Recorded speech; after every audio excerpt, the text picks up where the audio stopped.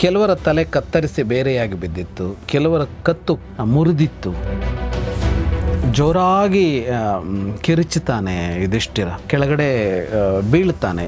ದ್ರೌಪದಿ ಯುಧಿಷ್ಠಿರನಿಗೆ ಹೇಳ್ತಾ ಇರೋದು, ಎಂಥ ಯೋಗ ನಿನ್ನದು, ನೀನು ಈಗ ಇಡೀ ಭೂಮಂಡಲಕ್ಕೆ ರಾಜ, ಇಡೀ ಭೂಮಂಡಲವನ್ನು ಅನುಭವಿಸ್ತಿ, ಆದರೆ ಮಕ್ಕಳನ್ನು ಯಮನಿಗೆ ಬಲಿ ಕೊಟ್ಟು ಅಂತ. ನನ್ನ ಮಕ್ಕಳನ್ನು ಕೊಂದಿದ್ದೀನಿ ನೀನು ಅಂತ ಹೋಗಿ ಕೊಲ್ಲೋಕ್ಕಾಗೋಲ್ಲ. ಆಚಾರ್ಯ ಪುತ್ರ ಇತ್ಯಾದಿಗಳೆಲ್ಲ ಬರಬಹುದು. ಮತ್ತೊಂದು ಯುದ್ಧ ಸಂಘಟಿತವಾಗದೇ ಇದ್ದಾಗ ಅಶ್ವತ್ಥಾಮನ ಕೊಲ್ಲೋಕ್ಕೂ ಆಗಲ್ಲ. ಹಾಗಾಗಿ ಅವಳಿಗೆ ಗೊತ್ತಿದೆ ಈ ಆಲೋಚನೆಗಳು ಬೇರೆ ಥರ ಹೋಗುತ್ತೆ ಅಂತ ಹೋಗಿ ಭೀಮನ ಎದುರಿಗೆ ಹೇಳ್ತಾಳೆ. ಬಂಗಾರದ ರಥವನ್ನು ಏರ್ತಾನೆ, ನಕಲನ್ನು ಕರೆದು ನೀನು ಸಾರಥಿ ಆಗು ಅಂತ ಹೇಳ್ತಾನೆ. ಅದೇ ರಥವನ್ನು ಏರ್ಕೊಂಡು ಹೊರಟೇ ಬಿಡ್ತಾನೆ ಭೀಮ.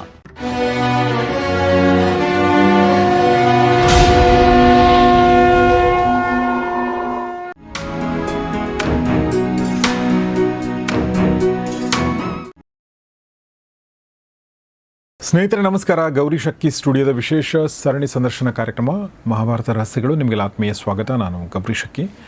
ಮಹಾಭಾರತ ರಹಸ್ಯಗಳನ್ನ ಹೇಳ್ಕೊಡೋದಕ್ಕೆ ನಮ್ಮೊಂದಿಗೆ ಜಾಯ್ನ್ ಆಗಿದ್ದಾರೆ ವಿದ್ವಾನ್ ಜಗದೀಶ್ ಶರ್ಮಾ ಸಂಪ ಸರ್. ನಿಮಗೆ ಕಾರ್ಯಕ್ರಮಕ್ಕೆ ಸ್ವಾಗತ. ನಮಸ್ಕಾರ.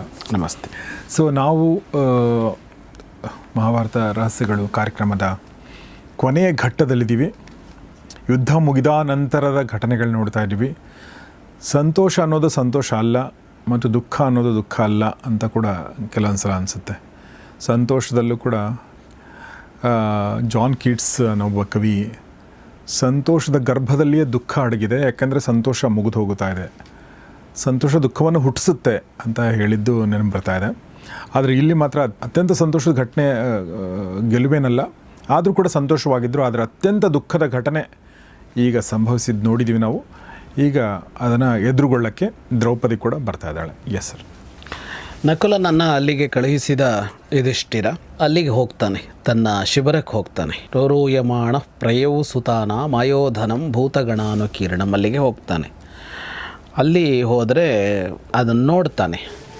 ಮಕ್ಕಳು, ಆತ್ಮೀಯರು, ಗೆಳೆಯರು ಇವರೆಲ್ಲ ಭೂಮಿಯಲ್ಲಿ ಬಿದ್ದಿದ್ದನ್ನು ನೋಡ್ತಾನೆ. ಭೂಮೌ ಶಯಾನಾಂ ರುಧಿರಾರ್ದ್ರಗಾಸ್ತ್ರಾನ್ ವಿಭಿನ್ನ ಹೃತ ಉತ್ತಮಾಂಗಾನಂ.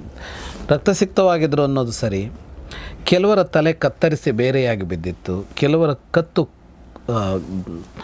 ಮುರಿದಿತ್ತು, ಕೆಲವರ ತಲೆ ಅಲ್ಲಿ ಇರಲಿಲ್ಲ, ದೂರದಲ್ಲೆಲ್ಲೋ ಹೋಗಿ ಬಿದ್ದಿತ್ತು. ಹಾಗೆ ಬಿದ್ದಿದ್ರು ಎಲ್ಲರೂ ಅಂತ ಜೋರಾಗಿ ಕಿರುಚುತ್ತಾನೆ ಯುಧಿಷ್ಠಿರ. ಉಚ್ಚೈಃ ಪ್ರಚಕ್ರೋಶಚ, ಜೋರಾಗಿ ಕಿರುಚುತ್ತಾನೆ, ಕೆಳಗಡೆ ಬೀಳ್ತಾನೆ, ಎಚ್ಚರ ತಪ್ಪಿ ಬೀಳ್ತಾನೆ ಯುಧಿಷ್ಠಿರನನ್ನು ಉಳಿದವರು ಸಮಾಧಾನ ಮಾಡ್ತಾರೆ. ಎಚ್ಚರಾಗ್ತಾನೆ, ಎಚ್ಚರಾದ ಮೇಲೆ ಮತ್ತಷ್ಟು ದುಃಖಿಸ್ತಾನೆ.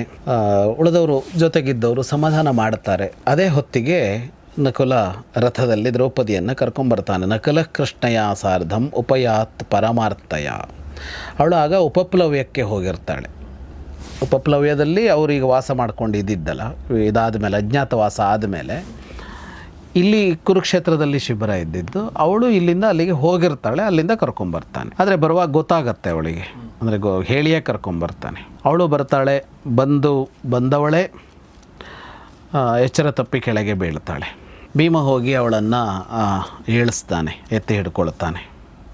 ಭೀಮನೇ ಅವಳನ್ನು ಸಮಾಧಾನ ಮಾಡುತ್ತಾನೆ, ದ್ರೌಪದಿಯನ್ನು. ಯುಧಿಷ್ಠಿರನ ಕಡೆಗೆ ನೋಡಿ ದ್ರೌಪದಿ ಮಾತಾಡ್ತಾಳೆ. ದಿಷ್ಟ್ಯಾ ರಾಜಂ ತ್ವಮದ್ಯೇಮಾಂ ಅಖಿಲಾಂ ಭೋಕ್ಷಸೆ ಮಹೀಂ ಆತ್ಮಜಾನ್ ಕ್ಷತ್ರಧರ್ಮೇಣ ಸಂಪ್ರದಾಯ ಯಮಾಯವೈ. ಎಂಥ ಯೋಗ ನಿನ್ನದು. ದ್ರೌಪದಿ ಯುಧಿಷ್ಠಿರನಿಗೆ ಹೇಳ್ತಾ ಇರೋದು, ಎಂಥ ಯೋಗ ನಿನ್ನದು, ನೀನು ಈಗ ಇಡೀ ಭೂಮಂಡಲಕ್ಕೆ ರಾಜ, ಇಡೀ ಭೂಮಂಡಲವನ್ನು ಅನುಭವಿಸ್ತಿ, ಆದರೆ ಮಕ್ಕಳನ್ನು ಯಮನಿಗೆ ಬಲಿ ಕೊಟ್ಟು ಅಂತ.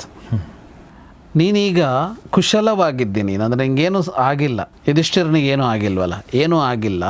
ಈಗ ನೀನು ರಾಜ್ಯ ಆಳ್ತಿ, ರಾಜ್ಯ ಆಳುವಾಗ ಅಭಿಮನ್ಯು ನೆನಪಿರ್ತಾನ ನಿನಗೆ ಅಂತ ಕೇಳ್ತಾಳೆ. ಅವಾಪ್ಯ ಪೃಥಿವೀಂ ಕೃಷ್ಣಾಂ ಸೌಭದ್ರಂ ನ ಸ್ಮರಿಷ್ಯಸಿ.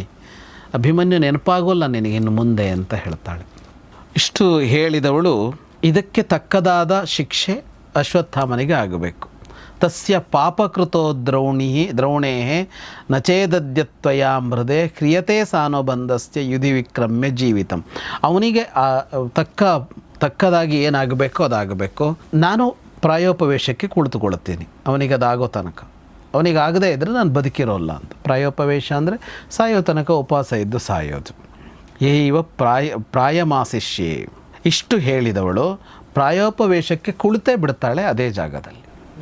ಈಗ ಅವಳನ್ನು ಸಮಾಧಾನ ಮಾಡಬೇಕಲ್ಲ, ಅವನು ದುಃಖದಲ್ಲಿದ್ದಾನೆ, ಯುಧಿಷ್ಠಿರ ಮಾತಾಡಲೇಬೇಕಲ್ಲ. ಅವನು ಹೇಳ್ತಾನೆ, ಧರ್ಮ ಏನು ಅಂತ ನಿನಗೆ ಗೊತ್ತಿದೆ. ಅವರ ಸಾವು ಧರ್ಮಯುತವಾದದ್ದೇ. ಅಂದರೆ ಕ್ಷತ್ರಿಯರಾಗಿ ಕ್ಷತ್ರಿಯೋಚಿತವಾಗಿ ಅವರಿಗೆ ನಿಧನ ಆಗಿದೆ, ಸಾವಾಗಿದೆ. ಹಾಗಾಗಿ ನೀನು ಅದಕ್ಕೆ ಶೋಕಿಸಬಾರದು. ಅದು ನಿನ್ನ ಮಕ್ಕಳಿರಲಿ, ನಿನ್ನ ಸಹೋದರರಿರಲಿ, ಅವರೆಲ್ಲರೂ ಯುದ್ಧದಲ್ಲಿ ಮರಣ ಹೊಂದಿರೋದರಿಂದ ಕ್ಷತ್ರಿಯೋಚಿತವಾದ, ಕ್ಷತ್ರಿಯ ಧರ್ಮಕ್ಕೆ ಉಚಿತವಾದ ಸಾವು ಅದು. ಹಾಗಾಗಿ ದುಃಖ ಪಡಬಾರದು ಅಂತ ಹೇಳ್ತಾನೆ. ಅಶ್ವತ್ಥಾಮನಿಗೆ ಏನನ್ನು ಮಾಡಬೇಕು ಅದನ್ನು ನಾವು ಮಾಡ್ತೀವಿ. ದ್ರೋಣಪುತ್ರಸ್ಸ ಕಲ್ಯಾಣಿ ವನಂ ದೂರ ಮಿತೋಗತಃ ತಸ್ಯತ್ವಂ ಪಾತನಂ ಸಂಖ್ಯೆ ಕಥಂ ಜ್ಞಾಸ್ಯಸಿ ಶೋಭನೆ. ಅವನಿಗೆ ಏನು ಪ್ರತೀಕಾರ ತೆಗೆದುಕೊಳ್ಬೇಕು ಅದನ್ನು ತೆಗೆದುಕೊಳ್ತೀವಿ. ಆದರೆ ನೀನು ಇಲ್ಲಿದ್ದಿ, ಅವನು ದೂರದಲ್ಲಿದ್ದಾನೆ, ಅವನಿಗೆ ಏನಾಯಿತು ಅನ್ನೋದು ನಿನಗೆ ಹೇಗೆ ಗೊತ್ತಾಗಬೇಕು ಅಂತ ಕೇಳ್ತಾನೆ ಯುಧಿಷ್ಠಿರ. ಅಂದರೆ ಅವನಿಗೆ ನಾವು ಪ್ರತೀಕಾರ ಮಾಡ್ತೀವಿ, ನಿನಗೆ ಅದನ್ನು ತೋರಿಸೋದು ಹೇಗೆ ಆ ಪ್ರತೀಕಾರವನ್ನು ಅಂತ ಕೇಳ್ತಾನೆ. ಅದಕ್ಕೆ ಅವಳು ಹೇಳ್ತಾಳೆ, ಅವನ ಹಣೆಯಲ್ಲೊಂದು ಮಣಿ ಇದೆ. ದ್ರೋಣಪುತ್ರಸ್ಯ ಸಹಜೋ ಮಣಿಶಿರಸಿ ಮೇ ಶ್ರುತಃ. ಹುಟ್ಟಿದಾಗಿಂದ ಇದೆಯಂತೆ, ಹಾಗಂತ ನಾನು ಕೇಳಲ್ಪಟ್ಟಿದ್ದೀನಿ. ನಿಹತ್ಯ ಸಂಕೇತಂ ಪಾಪಂ ಪಶ್ಯೇಯಂ ಮಣಿಮಾರುತಂ. ಅವನನ್ನು ಕೊಂದು ಆ ಮಣಿಯನ್ನು ತರಬೇಕು. ಅದನ್ನು ನಿನ್ನ ತಲೆಯಲ್ಲಿ ನಾನು ಇಟ್ಟು ಬದುಕ್ತೀನಿ, ಇಲ್ಲದೇ ಇದ್ದರೆ ಸಾಯ್ತೀನಿ. ಅಂದರೆ ಅಶ್ವತ್ಥಾಮನನ್ನು ಕೊಂದು ಅವನ ಹಣೆಯಲ್ಲಿದ್ದ ಮಣಿಯನ್ನು ಕಿತ್ತು ತರಬೇಕು. ನಾನು ಅದನ್ನು ನಿನ್ನ ತಲೆಗೆ ಇಡ್ತೀನಿ. ಇಷ್ಟ ಆದರೆ ನಾನು ಬದುಕ್ತೀನಿ, ಇಲ್ಲ ಅಂದರೆ ನನ್ನ ಪ್ರಾಯೋಪವೇಶ ಮುಂದುವರಿಯುತ್ತೆ ಅಂತ ಹೇಳ್ತಾಳೆ. ಇಷ್ಟು ಹೇಳಿದವಳು ಭೀಮನ ಸಮೀಪಕ್ಕೆ ಹೋಗ್ತಾಳೆ. ಅದೇ ಸಿಟ್ಟಲ್ಲಿರ್ತಾಳೆ. ಭೀಮನ ಹತ್ರ ಹೋಗಿ ಹೇಳ್ತಾಳೆ, ತ್ರಾತುಮರಹಸಿ ಮಾಂ ಭೀಮ ಕ್ಷತ್ರಧರ್ಮ ಮನಸ್ಮರನ್. ನನ್ನನ್ನು ಈಗಲೂ ಕಾಪಾಡಬೇಕಾದವನು ನೀನೇ, ಅಶ್ವತ್ಥಾಮನ ಕೊಲ್ಲಬೇಕು ನೀನು ಅಂತ. ಅಂದರೆ ದ್ರೌಪದಿಗೆ ಆ ಹಂತದಲ್ಲೂ ಬೇರೆಯವರು ಕೊಲ್ಲಲಾರರು ಅಂತ ಅನ್ನಿಸಿದೆ. ಯಾಕೆ ಅಂದರೆ ಈಗ ಹಲವು ಕಾರಣಗಳಿಂದಾಗಿ ಅವರು ಅಶ್ವತ್ಥಾಮನನ್ನು ಕೊಲ್ಲದೆ ಬಿಡ್ತಾರೆ ಅಂತ, ಕ್ಷಮಿಸಿ ಬಿಡ್ತಾರೆ ಅಂತ ಅನ್ನಿಸಿದೆ. ಯಾಕೆಂದರೆ ಈಗ ಅಶ್ವತ್ಥಾಮನನ್ನು ಕೊಲ್ಲಬಾರದಲ್ವ ಇವರು ಅಂತ. ಕ್ರಿಯೆ ಪ್ರತಿಕ್ರಿಯೆ ಹೋಗಬಾರ್ದಲ್ಲ. ಯುದ್ಧ ಮುಗಿದಾಗಿದೆ. ಅಶ್ವತ್ಥಾಮನನ್ನು ಈ ಕಾರಣಕ್ಕಾಗಿ ಹೋಗಿ ಕೊಲ್ಲೋದು ಕ್ರಮ ಅಲ್ಲ. ನನ್ನ ಮಕ್ಕಳನ್ನು ಕೊಂದಿದ್ದೀನಿ ನೀನು ಅಂತ ಹೋಗಿ ಕೊಲ್ಲೋಕ್ಕಾಗೋಲ್ಲ. ಆಚಾರ್ಯ ಪುತ್ರ ಇತ್ಯಾದಿಗಳೆಲ್ಲ ಬರಬಹುದು. ಮತ್ತೊಂದು ಯುದ್ಧ ಸಂಘಟಿತವಾಗದೇ ಇದ್ದಾಗ ಅಶ್ವತ್ಥಾಮನ ಕೊಲ್ಲೋಕ್ಕೂ ಆಗಲ್ಲ. ಹಾಗಾಗಿ ಅವಳಿಗೆ ಗೊತ್ತಿದೆ ಈ ಆಲೋಚನೆಗಳು ಬೇರೆ ಥರ ಹೋಗುತ್ತೆ ಅಂತ ಹೋಗಿ ಭೀಮನ ಎದುರಿಗೆ ಹೇಳ್ತಾಳೆ, ನಹಿತೇ ವಿಕ್ರಮೇ ತುಲ್ಯ ಪುಮಾನಸ್ತೀಹ ಕಶ್ಚನ. ನಿನ್ನ ವಿಕ್ರಮಕ್ಕೆ, ಪರಾಕ್ರಮಕ್ಕೆ ಸಮಾನಾದವರು ಇಲ್ಲಿ ಯಾರೂ ಇಲ್ಲ ಅಂತ ಹೇಳ್ತಾಳೆ. ನೀನು ಈ ಹಿಂದೆ ಕೂಡ ಕಷ್ಟದಲ್ಲೆಲ್ಲ ಕಾಪಾಡದವನು ನೀನೇ. ದ್ವೀಪೋಭೂಸ್ತಂಭಿ ಪಾರ್ಥಾನಾಂ ನಗರೇ ವಾರಣಾವತದಲ್ಲಿ ಇದಾಯ್ತಲ್ಲ, ಅರಗಿನ ಅರಮನೆಯ ಆ ಪ್ರಕರಣದಲ್ಲಿ ಇವರೆಲ್ಲರನ್ನು ರಕ್ಷಿಸಿದ್ದು ನೀನು. ಹಿಡಿಂಬ ಬಂದಾಗಲೂ ಇವರೆಲ್ಲರನ್ನು ರಕ್ಷಿಸಿದವ ನೀನು. ಇನ್ನು ವಿರಾಟ ನಗರದಲ್ಲಿ ಕೀಚಕನಿಂದ ತೊಂದರೆ ಆಗ್ತಾ ಇದ್ದಾಗ ನನ್ನನ್ನು ಕಾಪಾಡಿದವನು ನೀನು. ಹಿಂದೆ ಇಂತಹ ಮಹಾನ್ ಕಾರ್ಯಗಳನ್ನು ಮಾಡಿದ್ದೆ ನೀನು. ತಥಾ ದ್ರೋಣಿಮ ಮಿತ್ರಘ್ನ ವಿನಿಹತ್ಯ ಸುಖೀಭವ. ಅಶ್ವತ್ಥಾಮನನ್ನು ಕೊಂದು ಸುಖಿಯಾಗು ಅಂತ ಹೇಳ್ತಾಳೆ. ಭೀಮನಿಗೆ ಸಹಿಸೋದಕ್ಕಾಗೋಲ್ಲ. ದ್ರೌಪದಿಯ ದುಃಖವನ್ನು ನೋಡಿ ಸಹಿಸೋದಕ್ಕಾಗೋದಿಲ್ಲ. ಕೂಡಲೇ ಅವನು ಧನಸ್ಸು, ಬಾಣ ಎಲ್ಲವನ್ನು ತೆಗೆದುಕೊಳ್ತಾನೆ, ಬಿಲ್ಲು ಬಾಣಗಳನ್ನು ತೆಗೆದುಕೊಳ್ತಾನೆ, ಬಂಗಾರದ ರಥವನ್ನು ಏರುತ್ತಾನೆ. ನಕುಲನ್ನು ಕರೆದು ನೀನು ಸಾರಥಿ ಆಗು ಅಂತ ಹೇಳ್ತಾನೆ. ನಕುಲ ತಂದ ರಥವೇ ಇತ್ತಲ್ಲ, ಅದೇ ರಥವನ್ನು ಏರ್ಕೊಂಡು ಹೊರಟೇ ಬಿಡ್ತಾನೆ ಭೀಮ. ಹೊರಡುವಾಗಲೇ ವಿಸ್ಫಾರ್ಯ ಸಶರಂ ಚಾಪಂ ತೂರ್ಣಮಶ್ವಾನ ಚೋದಯತ್ ಅಂತ ಧನುಷ್ಟೇಂಕಾರ ಮಾಡ್ತಲೇ ಹೊರಡ್ತಾನೆ. ನಕುಲ ಅದನ್ನು ಕುದುರೆ ಓಡಿಸೋದಕ್ಕೆ ಆರಂಭ ಮಾಡ್ತಾನಲ್ಲ, ವಾಯುವೇಗದಲ್ಲಿ ಕುದುರೆಗಳು ಓಡೋದಕ್ಕೆ ಆರಂಭ ಮಾಡ್ತವೆ. ನೋಡೋದ್ರೊಳಗೆ ಮರೆಯಾಗಿ ಬಿಡ್ತಾರೆ ಭೀಮ ನಕುಲ. ಕೃಷ್ಣ ಎಲ್ಲ ನಡೆಯುವಾಗ ಮೌನವಾಗಿಯೇ ಇರ್ತಾನೆ. ಕೃಷ್ಣ ಅಲ್ಲೇ ಇರ್ತಾನೆ, ಕೃಷ್ಣ ಜೊತೆಗೆ ಇರ್ತಾನೆ. ಕೃಷ್ಣ ಮೌನವಾಗಿಯೇ ಇರ್ತಾನೆ. ಈಗ ಅವನು ಯುಧಿಷ್ಠಿರನಿಗೆ ಹೇಳ್ತಾನೆ, ಏಷ ಪಾಂಡವತೆ ಭ್ರಾತ ಪುತ್ರಶೋಕಂ ಅಪಾರಯನ್ ಜಿಘಾಂಸರು ದ್ರೌಣಿ ಮಾಕ್ರಂದೆ ಯಾತಿ ಭಾರತಃ. ಭೀಮನಿಗೆ ಪುತ್ರಶೋಕ ಅನ್ನೋದನ್ನು ತಡ್ಕೊಳ್ಳೋಕ್ಕಾಗಿಲ್ಲ. ಅವನೀಗ ಅಶ್ವತ್ಥಾಮನನ್ನು ಕೊಲ್ತಿ ಅಂತ ಹೊರಟಿದ್ದಾನೆ. ನಿನಗೆ ಎಲ್ಲರಿಗಿಂತ ಅತ್ಯಂತ ಹೆಚ್ಚು ಪ್ರಿಯ ಯಾರು ಅಂದರೆ ಅದು ಭೀಮ. ಯುಧಿಷ್ಠಿರನಿಗೆ ಹೇಳ್ತಾನೆ ನಾನು. ಈಗ ಅವನು ಕಷ್ಟಕ್ಕೆ ಸಿಲುಕಿಕೊಂಡಿದ್ದಾನೆ, ನೀನು ನಿರ್ಲಕ್ಷ್ಯ ಮಾಡಬಾರದು ಅಂತ ಕೃಷ್ಣ ಹೇಳ್ತಾನೆ. ಯಾಕೆ ಅಂತ ಅಂದರೆ ಅದು ಯಾಕೆ ಅಂತ ಹೇಳ್ತಾನೆ. ಎತ್ತದಾಚಷ್ಟ ಪುತ್ರಾಯ ದ್ರೋಣಃಪರ ಪುರಂಜಯ ಅಸ್ತ್ರಂ ಬ್ರಹ್ಮಶಿರೋ ನಾಮ ದಹೇದ್ಯತ್ ಪೃಥಿವೀಮಪಿ. ಈಗ ಭೀಮ ಅಶ್ವತ್ಥಾಮನ ಎದುರು ಹೋದರೆ ಅವನಿಗೆ ಆತ್ಮರಕ್ಷಣೆ ಮಾಡಿಕೊಳ್ಳೋದು ಅನಿವಾರ್ಯ ಆಗತ್ತೆ. ಅವನಿಗೆ ಆತ್ಮರಕ್ಷಣೆಗೆ ಇರೋದು ಯಾವುದು ಅಂದರೆ ಶಿರಸ್ಸನ್ನುವ ಅಸ್ತ್ರ ಮಾತ್ರ ಅಶ್ವತ್ಥಾಮನಿಗೆ. ಇಲ್ಲದೇ ಇದ್ದರೆ ಭೀಮನನ್ನು ಸೋಲ್ಸೋಕ್ಕಾಗಲ್ಲ ಅವನಿಗೆ. ಬ್ರಹ್ಮಶಿರಸ್ ಅನ್ನುವ ಅಪರೂಪದ ಒಂದು ಅಸ್ತ್ರ ದ್ರೋಣರು ಮಗನಿಗೆ ಉಪದೇಶ ಮಾಡಿದ್ದು ಅವನಲ್ಲಿದೆ. ಆ ಅಸ್ತ್ರವನ್ನು, ಅದೊಂದು ವಿಶೇಷವಾದ ಅಸ್ತ್ರ, ಅದನ್ನು ದ್ರೋಣರು ಯಾರಿಗೂ ಕೊಟ್ಟಿರೋಲ್ಲ, ಯಾರಿಗೂ ಉಪದೇಶ ಮಾಡಿರೋಲ್ಲ. ಪ್ರತ್ಯಪಾದಯದಾಚಾರ್ಯ ಪ್ರಿಯಮಾಣೋ ಧನಂಜಯಂ. ಅರ್ಜುನನ ಕಲಿಕೆಯ ಕ್ರಮ ಇತ್ತಲ್ಲ, ಅದರಿಂದ ಅವರಿಗೆ ಬಹಳ ಸಂತೋಷ ಆಗಿತ್ತಲ್ಲ. ಆಗ ಬ್ರಹ್ಮಶಿರಸ್ಸಸ್ತ್ರವನ್ನು ಅವರು ಅರ್ಜುನನಿಗೆ ಉಪದೇಶ ಮಾಡ್ತಾರೆ. ಅರ್ಜುನನ ಒಬ್ಬನಿಗೆ. ಅಶ್ವತ್ಥಾಮನಿಗೆ ಗೊತ್ತಿದೆ, ಅರ್ಜುನನಿಗೆ ಗೊತ್ತಿದೆ. ಅಶ್ವತ್ಥಾಮನಿಗೆ ಗೊತ್ತಿಲ್ಲ, ಹಳೆ ಕಥೆ ಹೇಳ್ತಾ ಇದ್ದಾನೆ ಕೃಷ್ಣ. ಓದ್ತಾ ಇರುವಾಗ ಗುರುಕುಲದಲ್ಲಿ ದ್ರೋಣರು ಅರ್ಜುನನಿಗೆ ಮಾತ್ರ ಅದನ್ನು ಉಪದೇಶ ಮಾಡಿದ್ರು, ಬೇರೆ ಯಾರಿಗೂ ಕೊಡಲಿಲ್ಲ. ಅವರಿಗೆ ಅರ್ಜುನನಿಗೆ ಕೊಟ್ಟಿದ್ದಾರೆ, ನನಗೆ ಕೊಟ್ಟಿಲ್ಲ ಅಂತ ಅಸೂಯೆ ಹುಟ್ಟುಕೊಳ್ತು ಅಶ್ವತ್ಥಾಮನಿಗೆ. ತತ್ಪುತ್ರೋ ಸ್ಯೈವಮೇವೈನಂ ಅನ್ವಯಾಚದ ಅಮರ್ಷಣ. ಅಸೂಯೆಯಿಂದಾಗಿ ತಂದೆ ಹತ್ರ ಕೇಳ್ದ, ನನಗೂ ಬೇಕು ಇದು ಅಂತ ಕೇಳ್ದ ಅವನು ಅಂತ. ಆದರೆ ದ್ರೋಣರಿಗೆ ಅದು ಇಷ್ಟ ಆಗಲಿಲ್ಲ. ಅಂದರೆ ಅವನಿಗೆ ಅದನ್ನು ಕೊಡೋದು ಇಷ್ಟ ಇರಲಿಲ್ಲ, ಅವರಿಗೆ ಮಗನಿಗೆ ಅಸ್ತ್ರ ಉಪದೇಶ ಮಾಡೋದು ಇಷ್ಟ ಇರಲಿಲ್ಲ. ವಿದಿತಂ ಚಾಪಲಂ ಹ್ಯಾಸೀದ್ ಆತ್ಮಜಸ್ಯ ಮಹಾತ್ಮನಃ. ಯಾಕೆ ಅಂದರೆ ಇವನು ಚಪಲಚಿತ್ತ ಅನ್ನೋದು ಗೊತ್ತಿತ್ತು ಅವರಿಗೆ. ಅಶ್ವತ್ಥಾಮನ ಮನಸ್ಸಿದೆಯಲ್ಲ, ಅದು ಸ್ಥಿರ ಅಲ್ಲ ಅಂತ, ದೃಢ ಅಲ್ಲ, ಗಟ್ಟಿ ಅಲ್ಲ ಅನ್ನೋದು ಅವರಿಗೆ ಗೊತ್ತಿತ್ತು. ಹಾಗಾಗಿ ಸರ್ವಧರ್ಮವಿದಾಚಾರ್ಯ ನಾನ್ವಿಚತ್ ಸತತಂ ಸುತಂ. ಮಗನ ಸ್ವಭಾವ ಗೊತ್ತಿತ್ತು, ಹಾಗಾಗಿ ಅವರು ಮಗನಿಗೆ ಕೊಡೋದಕ್ಕೆ ಹೋಗಲಿಲ್ಲ. ಆದರೆ ಅವನು ಒತ್ತಾಯ ಮಾಡದ ಅಶ್ವತ್ಥಾಮ. ಆಗ ಕೊಡೋದು ಅನಿವಾರ್ಯ ಆಯಿತು, ಮಗನ ಮೇಲೆ ಪ್ರೀತಿ ಅವರಿಗೆ. ಹಾಗಾಗಿ ಅವರು ಕೊಟ್ಟರು.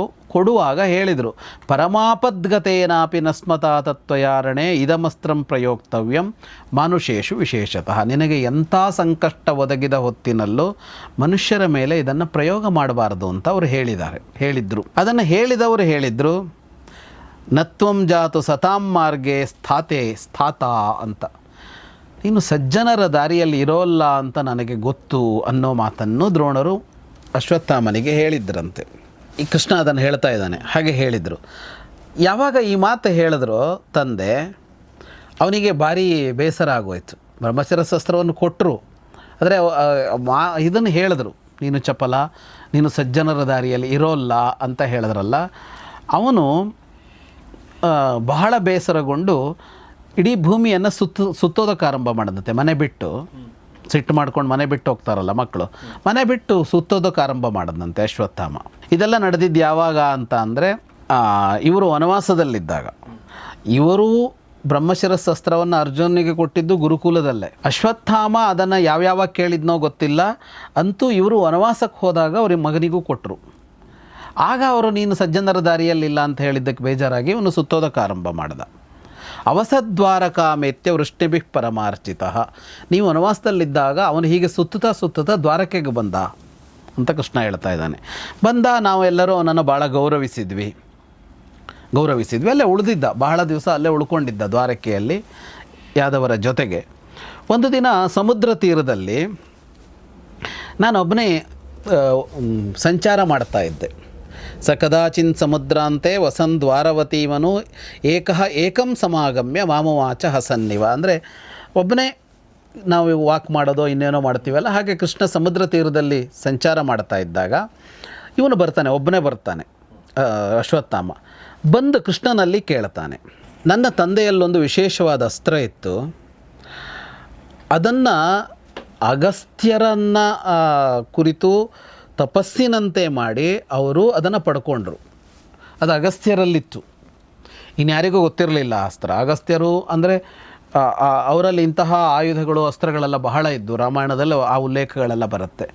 ಅವರಲ್ಲಿದ್ದ ಆ ಅಸ್ತ್ರವನ್ನು ನನ್ನ ತಂದೆ ಉಗ್ರವಾದ ತಪಸ್ಸು ಮಾಡಿ ಪಡ್ಕೊಂಡಿದ್ರು. ಅದು ನನ್ನ ಹತ್ರ ಇದೆ, ಅದನ್ನು ನಾನು ನಿನಗೆ ಕೊಡ್ತೀನಿ, ಆದರೆ ನೀನು ನನಗೆ ಅದಕ್ಕೆ ಪ್ರತಿಯಾಗಿ ನಿನ್ನ ಚಕ್ರ ಕೊಡಬೇಕು ಅಂತ ಅಶ್ವತ್ಥಾಮ ಕೃಷ್ಣನಲ್ಲಿ ಕೇಳ್ತಾನೆ. ಮಮಾಪ್ಯಸ್ತ್ರಂ ಪ್ರಯಚ್ಛತ್ವಂ ಚಕ್ರಂ ರಿಪುಹರಂ ರಣೆ. ಅವನಲ್ಲಿದ್ದ ಸುದರ್ಶನ ಚಕ್ರ ಬೇಕಾಗಿದೆ ಅವನಿಗೆ.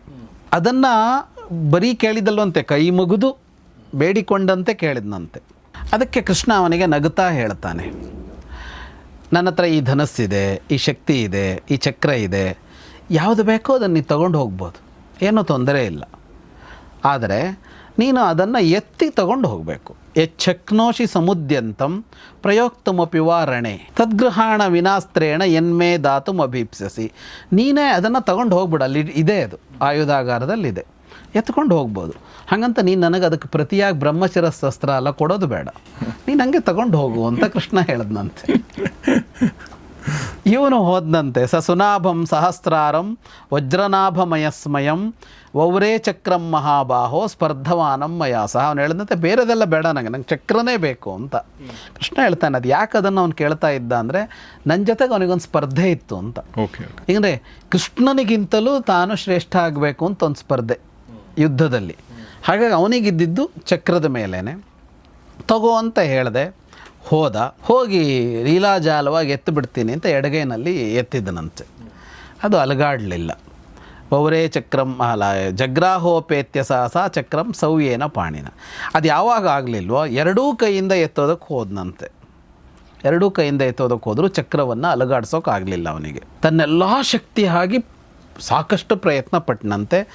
ಅದನ್ನು ಮೇಲೆತ್ತೋದಿರಲಿ, ಅದನ್ನು ಅಲ್ಲಿಂದ ಅಲುಗಾಡಿಸೋದಕ್ಕೂ ಆಗಲಿಲ್ಲ. ಹೀಗಾಗಿ ಪ್ರಯತ್ನ ಪಡುವಷ್ಟು ಪಟ್ಟು ಆಯಾಸಗೊಂಡು ಅಲ್ಲಿಂದ ಹೊರಟು ಹೋಗಿದ್ದ ಅವನು. ಅವತ್ತು ಹೊರಟ ಅಲ್ಲಿಂದ. ಆಗ ನಾನು ಅವನಿಗೆ ಹೇಳಿದ್ದೆ, ನನಗೆ ಅತ್ಯಂತ ಇಷ್ಟವಾದವನು ಯಾರು ಅಂದರೆ ಅರ್ಜುನ. ಗಾಂಡೀವ ಧನ್ವ ಶ್ವೇತಾಶ್ವ ಕಪಿಪ್ರವರಕೇತನ, ಬಹಳ ಬಹಳ ಇಷ್ಟ ನನಗವನು. ದ್ವಂದ್ವ ಯುದ್ಧದಲ್ಲಿ ಶಿವನೊಡನೆ ದ್ವಂದ್ವ ಯುದ್ಧ ಮಾಡಿದವನು.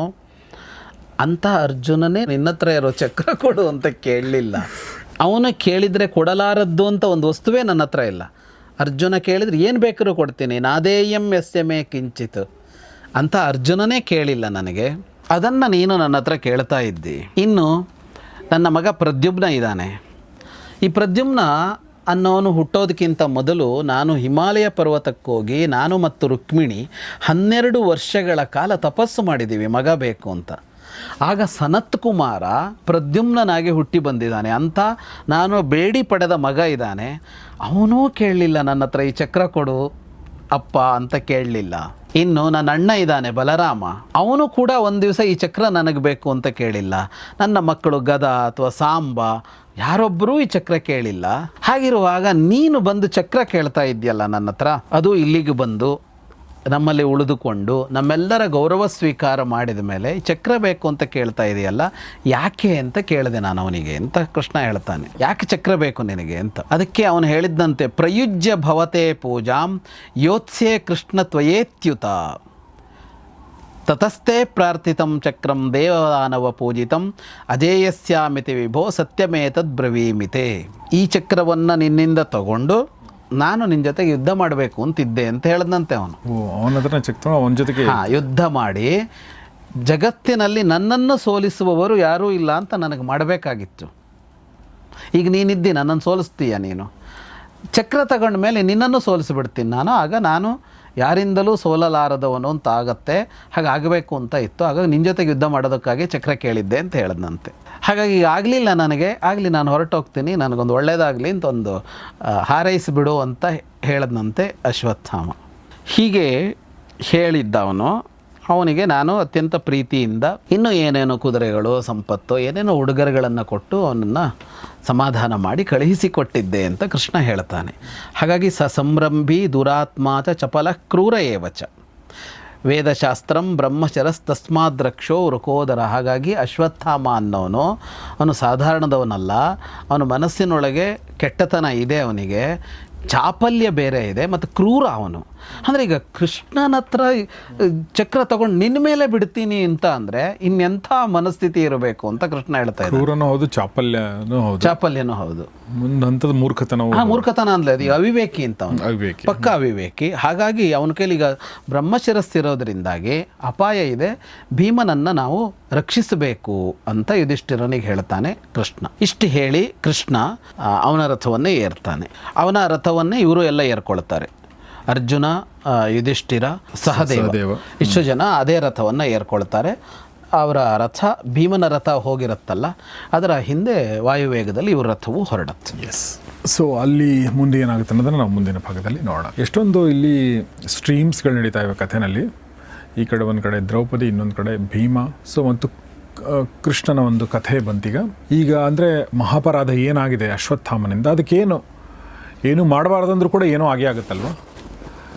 ಸೊ ಅದು ಏನಾಗುತ್ತೆ ಅನ್ನೋದು ನಾವು ಮುಂದಿನ ಭಾಗದಲ್ಲಿ ನೋಡೋಣ ಅಂತ ಹೇಳ್ತಾ ಇವತ್ತಿನ ಎಪಿಸೋಡ್ ಮುಗಿಸ್ತಾ ಇದ್ದೀವಿ. ಸೊ ಈ ಎಪಿಸೋಡ್ಗಳನ್ನ, ಈ ಕಥೆಗಳನ್ನ ನಮ್ಗೆ ಹೇಳ್ತಿರುವಂಥ ವಿದ್ವಾನ್ ಜಗದೀಶ್ ಶರ್ಮಾ ಸಂಪಾಸ್ ಸರ್ಗೆ ನಿಮ್ಮೆಲ್ಲರ ಪರವಾಗಿ ಧನ್ಯವಾದಗಳು ಸರ್. ತುಂಬ ಥ್ಯಾಂಕ್ಸ್ ನಮ್ಮ ಜೊತೆಗೆ ಇಷ್ಟೊತ್ತು ಈ ವಿಚಾರಗಳನ್ನ ಶೇರ್ ಮಾಡಿದ್ರಿ. ಮತ್ತು ನಿಮಗೂ ಕೂಡ ಧನ್ಯವಾದ. ನೋಡ್ತಾ ಇದ್ದೀರಿ, ನಿಮ್ಮೆಲ್ಲ ಸ್ನೇಹಿತರೊಂದಿಗೆ ಶೇರ್ ಮಾಡಿ. 565ಕ್ಕೂ ಹೆಚ್ಚು ಎಪಿಸೋಡ್ಗಳನ್ನ ನಾವು ಮಾಡಿದ್ದೀವಿ.